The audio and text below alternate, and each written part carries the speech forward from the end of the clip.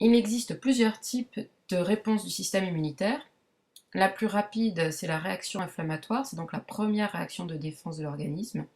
Elle commence dès lors où les tissus sont endommagés, comme ici lors d'une piqûre, et elle se caractérise par 4 symptômes: douleur, chaleur, rougeur et gonflement de la zone.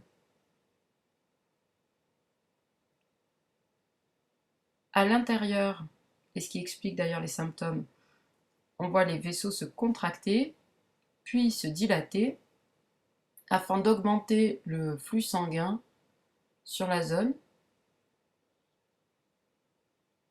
Donc on voit les globules rouges qui passent dans les vaisseaux sanguins, mais c'est surtout les globules blancs qui vont nous intéresser dans le cas présent.